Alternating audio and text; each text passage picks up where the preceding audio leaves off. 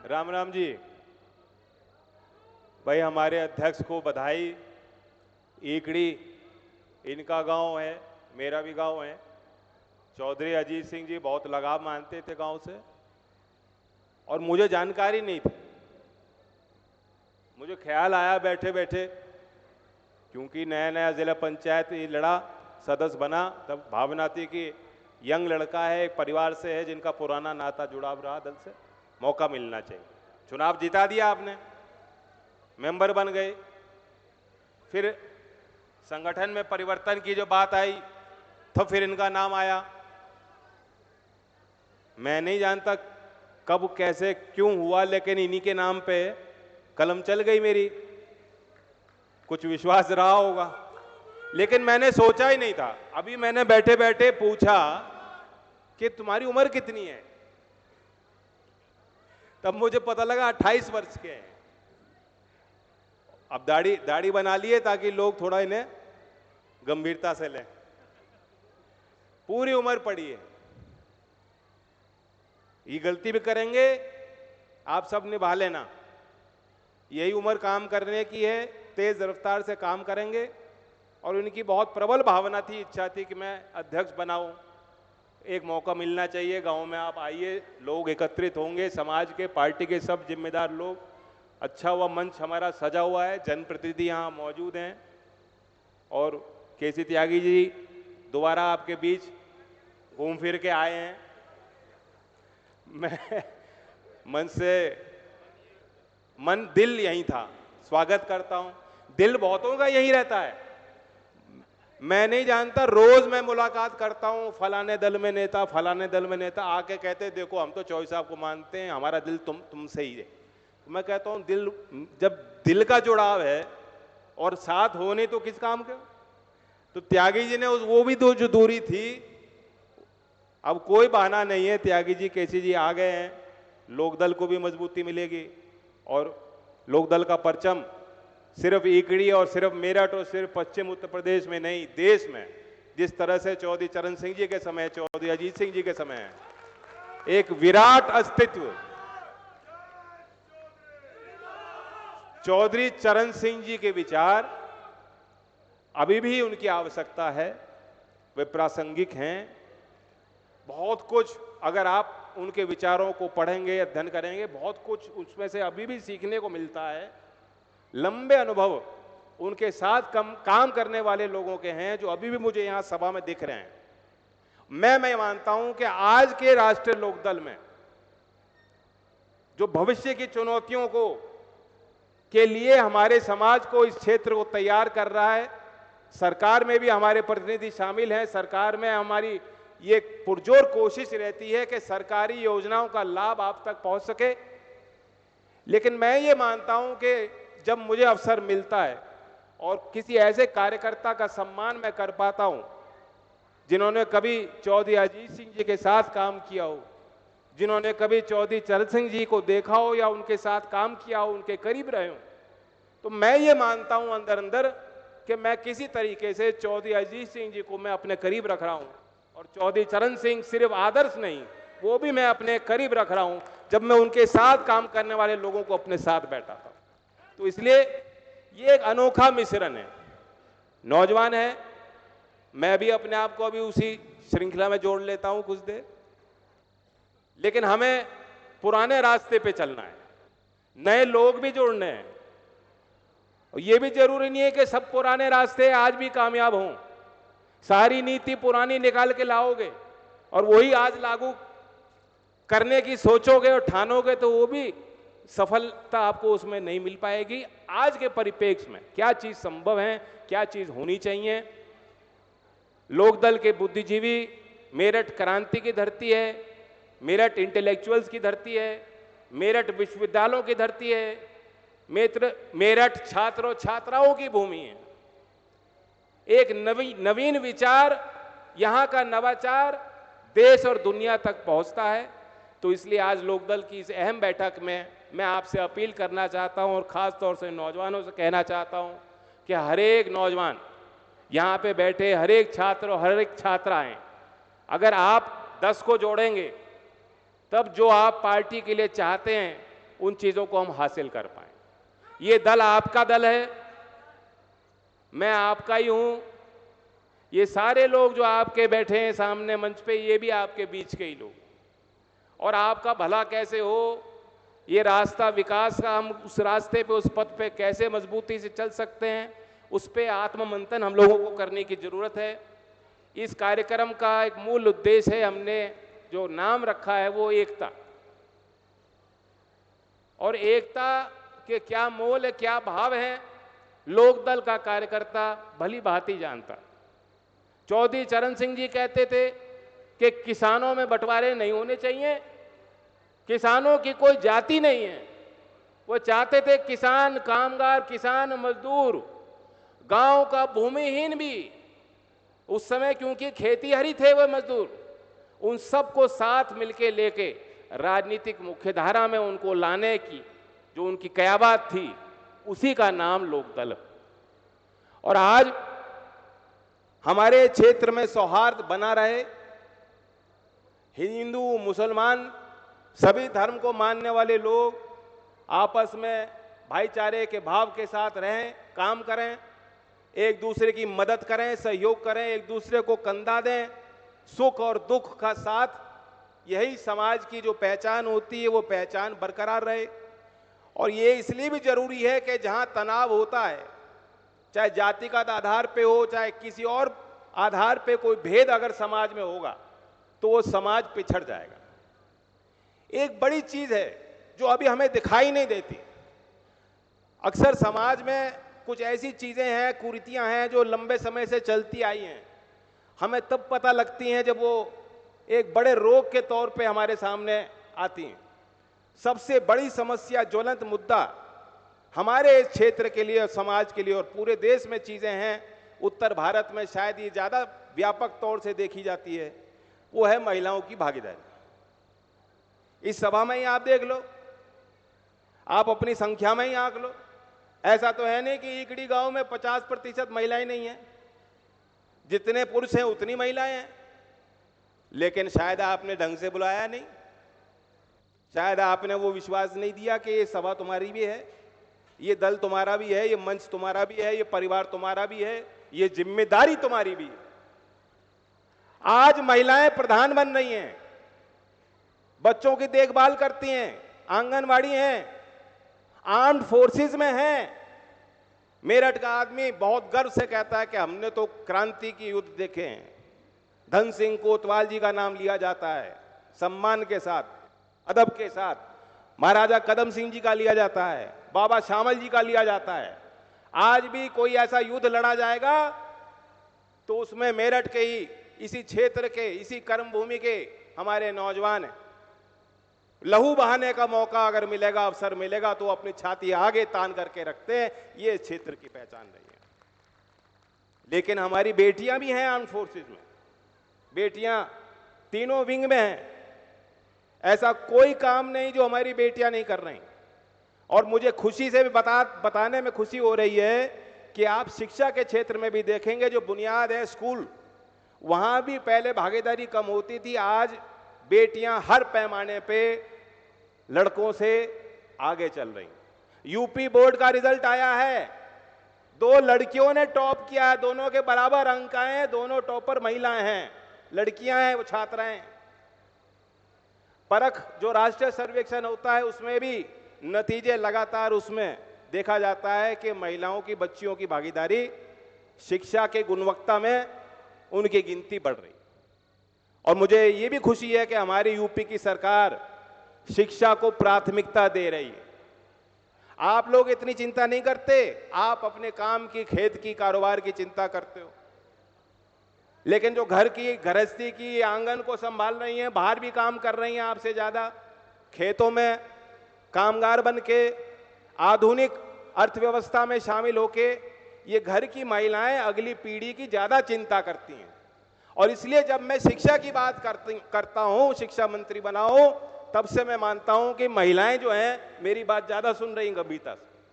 तो मैं बताना चाहता हूं, हमारी राज्य सरकार भी, अभी जो बजट पेश हुआ, 9 लाख करोड़ का बजट पेश हुआ। यूपी की तस्वीरें बदल रही हैं, धीमे धीमे धीमे प्रभाव दिखाई दे रहा है। और 9 लाख करोड़ के बजट में सारा 12.5% शिक्षा क्षेत्र को आवंटन दिया है। ये सब लोग जानते हैं। दक्षिणी भारत में कुछ राज्यों ने लीड ली थी, केरल जैसे राज्य में, तमिलनाडु जैसे राज्य में, आंध्र प्रदेश और तेलंगाना दोनों राज्य का बंटवारा हो गया, तेलंगाना नया राज्य बना है। वहां पे आप सरकारी स्कूलों की जाके व्यवस्था देखोगे तो आपको ये बात कटेगी, आपको ये बात, ये टीस पहुंचेगी, दर्द होगा और बात महसूस होगी कि हम यूपी में सरकारी स्कूलों में हम क्या कर रहे थे इतने वर्षों से, हमारा ध्यान क्यों नहीं गया। एक के बाद एक सरकारें आई, किसी ने उस ओर ध्यान नहीं दिया।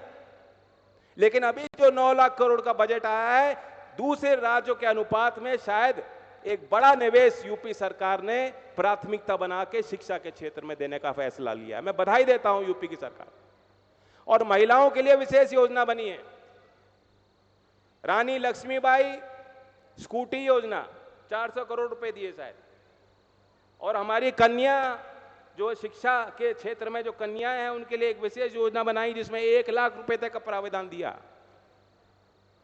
कायाकल्प और अलंकार 2 ऐसी योजनाएं हैं। मैं दूसरे राज्य के शिक्षा मंत्रियों से बैठक करता हूं तो बताता हूं कि यह भी मॉडल है। अगर आप अलंकार योजना में देखेंगे तो प्रदेश में 2450 माध्यमिक सरकारी स्कूलों में 35 मानक में निवेश हुआ है। और वो जमा योजना है, समाज के लोग देते हैं और सरकार भी देती है। सिर्फ सरकारी स्कूल नहीं, गवर्नमेंट एडेड जो एक बड़ा परिसर है उत्तर प्रदेश में, बड़ी संख्या गवर्नमेंट एडेड स्कूल की है, उसमें भी उस योजना में निवेश हो रहा है। कायाकल्प योजना 2018 से योजना चल रही है। अब तक के 1,26,000 सरकारी स्कूलों को प्राथमिक पाठशालाओं में 19 मानक में निवेश किया गया। एक बात है कि आपके पास क्लासरूम नहीं था, क्लासरूम बना दिया, बाथरूम नहीं था, बाथरूम बना दिया, पेयजल की व्यवस्था नहीं थी, बाउंड्री वॉल नहीं था, खेल की सुविधा नहीं थी, कंप्यूटर लैब नहीं था, लाइब्रेरी नहीं थी। एक तो हो गया पक्के निर्माण और एक हो गई शिक्षा की गुणवत्ता। उसके लिए आपको अध्यापकों पे भी ध्यान देना होगा। हर कार्य क्षेत्र में आज यूपी में जो 10 साल पहले स्थितियां थीं, आज एक बड़े व्यापक स्तर पे एक प्रयास और एक निर्माण हो रहा है। मैं बधाई देता हूं। और केंद्र सरकार की जो समग्र योजना है, इस साल के केंद्र सरकार के बजट में अब तक के इतिहास में सबसे ज्यादा निवेश शिक्षा के क्षेत्र में इस साल के बजट में जो प्रस्ताव भारत के पार्लियामेंट ने पारित किया, उस साल 83,000 करोड़ रुपए देश भर के स्कूलों में निवेश केंद्र की सरकार कर रही है।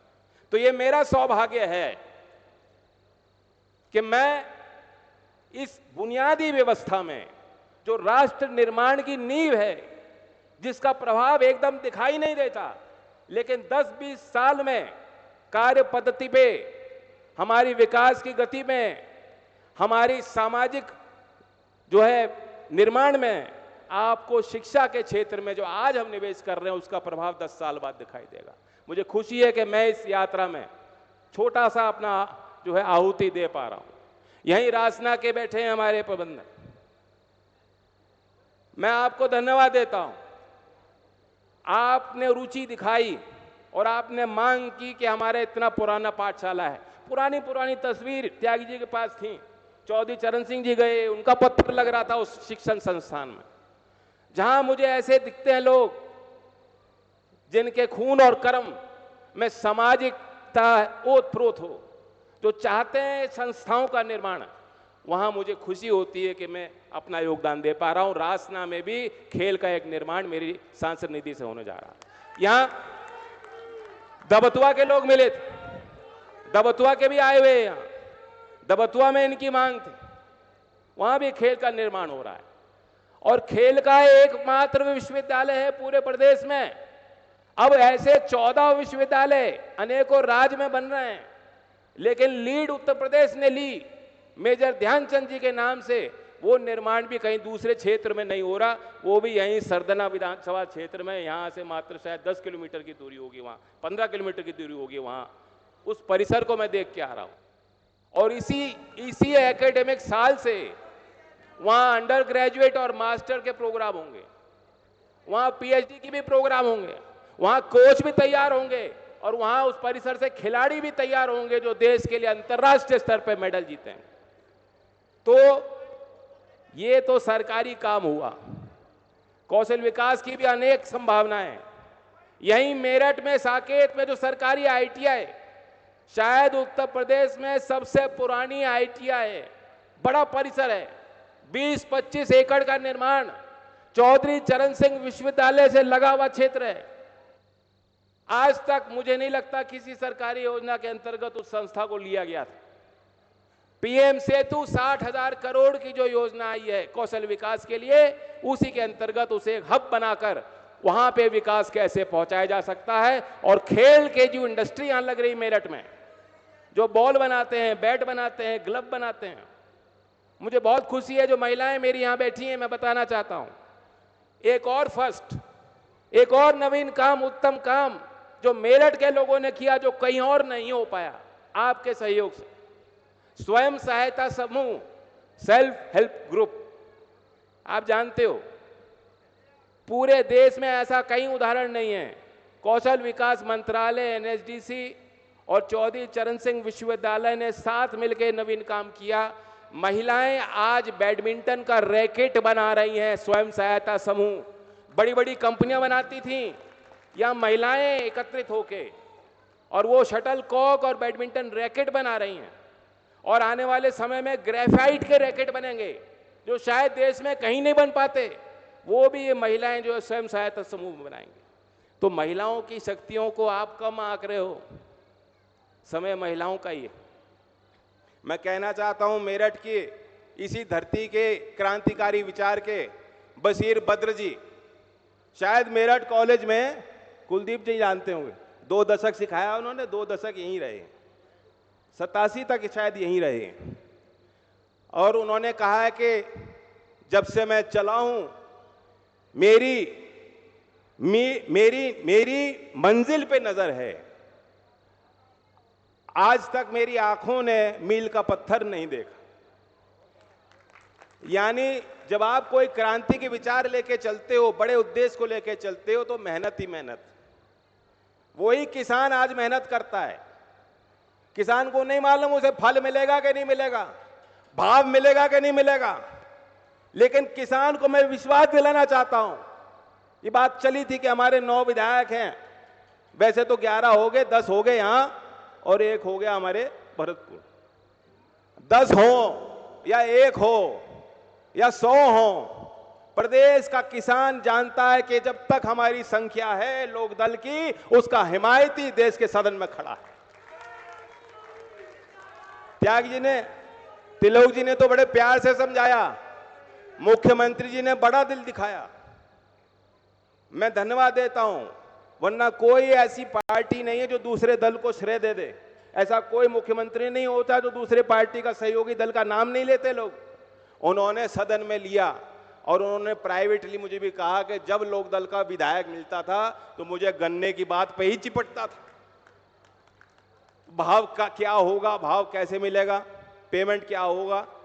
तो हमारे तो कोई भी जो प्रतिनिधि होता है वो आ जाके यही कोशिश उनकी होती है कि किसानों को लाभ पहुंचे। आज किसानों के पास समस्याएं कम नहीं हुई, ज्यादा ही हुई।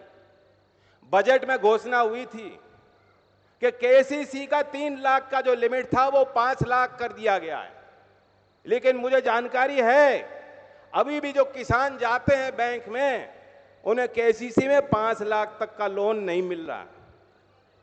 अभी भी जो है 3 लाख की पाबंदी बैंक वाले समझा देते हैं उल्टा।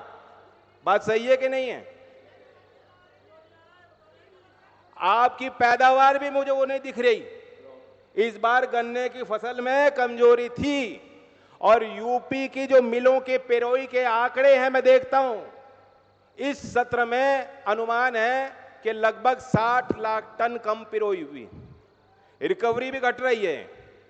इस सब में जो पुराना बीज जो आपके फायदे का था, अब जब तक कोई नई पद्धति नहीं आएगी, तकनीक आएगी या कोई अनुसंधान में कोई नया इजाद चीजें होंगी और वो किसान तक पहुंचेंगी, लैब टू फार्म, जब तक हमारे कृषि विश्वविद्यालय, हमारी प्राइवेट इंडस्ट्री जो सिर्फ देखती है कि हम इथेनॉल बना दें और बेच दें और मुनाफा करें, उनको ये भी देखना चाहिए कि हम नई पद्धति से कैसे किसान को जोड़ें और किसान की पैदावार कैसे बढ़ेगी।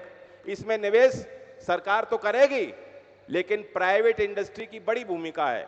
तो मैं मंच के माध्यम से अपील करता हूं कि जो इस्मा है, प्राइवेट उद्योग है, उन पे भी हमारी एक कड़ी निगाह नजर रहेगी।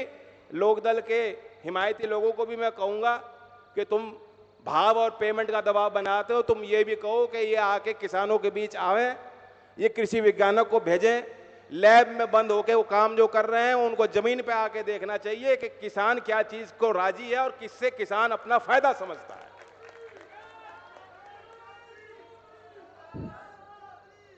मैं बात तो बहुत कुछ थी कहने को, मेरे मन में भी एक पृष्ठभूमि है माया त्यागी कांड से लेकर जब यहां आप लोग निकल के आए थे, सहयोग की भावना, आंदोलनकारी के तौर पे निकले थे, एक जुनून सवार था लोगों, किसी ने दाएं बाएं नहीं सोचा। भाई ये देखा चौधरी साहब ने कह दिया है तो बस हमें करना है, करो या मरो की स्थिति बना दी आपने। और यही जनभावना हमें फिर अपनी जिंदा रखनी है, जीवंत रखनी है, एक दूसरे के आपस में मेल जोल रहे, यही लोकदल की मजबूती रही। और जब आप भाईचारा को जिंदा रखोगे, आपस में तालमेल बना के रखोगे, तो हमारे विधायक और सांसदों की गिनती भी अपने आप बढ़ती चली जाएगी। यही बात चौधरी चरण सिंह जी हमें सिखा गए, चौधरी अजीत सिंह जी की तो यही इच्छा थी। आखिरी चुनाव इसी लोकसभा क्षेत्र से लड़ने का निर्णय भी उन्होंने लिया था कि उनको इस भाईचारे का निर्माण करना। तो इसलिए दोबारा कभी हम लोग गलती ना करें, इससे हम सीख लें और जो भी आप लोगों की भावना होगी उसी अनुरूप मैं भी कार्य करता ही रहूँगा। मैं कुछ चीज़ें आपको बता पाता हूँ, कुछ चीज़ें ऐसी हैं जिस पे हमें और सोच विचार करने की जरूरत है। हमारे पार्टी के लोग, हमारे कार्यकर्ता बेहद मेहनती हैं। बहुत से ऐसे लोग हैं जिनसे मेरी मुलाकात ही नहीं हुई होगी, आज तक नहीं हुई। कई ऐसे गांव हैं जो कभी देखते ही नहीं, एक होके वोट करते हैं पक्ष में, वो मांगते भी नहीं कुछ।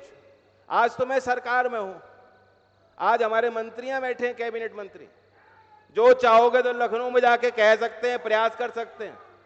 लेकिन बहुत से ऐसे भले लोग हैं, वो अपने लिए नहीं है, उन्हें अपने से बड़ी तस्वीर दिखती है, वो राष्ट्र निर्माण में योगदान देना चाहते हैं, वो चौधरी चरण सिंह जी को अपना मानते हैं और उस विचारधारा को बढ़ाना चाहते हैं। लेकिन कभी कभी बहुत से हमारे नेता ऐसे भी हैं, शायद वो भी नहीं समझते इन बातों को। अक्सर अपने पर्सनल काम, मतलब मुझे तो लगता है कि रोज सुबह उठ के मैं 100 के तबादले कर दूं बस। नीतियों को भी देखो, थोड़ा पढ़ना लिखना, नौजवानों को खास तौर से कह रहा हूं, ये जो पीढ़ी थी ना, जो पगड़ी टोपी पहन के यहां बैठे हैं, इनके बाद क्या करोगे आप? अब ये थामे बैठे हैं समाज को, कठिनाई होती है तो ये संभाल लेते हैं चीजों को, अब आपको करना हो। लेकिन इसके लिए आपको फौलाद की तरह आपको अपने आप को तैयार करने की जरूरत है, ढालने की जरूरत है। आज शुगर कंट्रोल ऑर्डर, ड्राफ्ट नियम केंद्र सरकार ने जारी किए हैं। सच बताओ कितनों को जानकारी है? 1967 में बने थे, अब ऑर्डर 2026 में नया ऑर्डर निकलने जा रहा है और 20 मई तक, अब 1 महीना है, जनता के सुझाव भी मांगे गए हैं। आप वेबसाइट पे जाओगे मंत्रालय के, पूरा ऑर्डर देख लो। खांडसारी के लिए भी उसमें चीजें हैं, चीनी मिल के लिए भी इसमें प्रावधान है।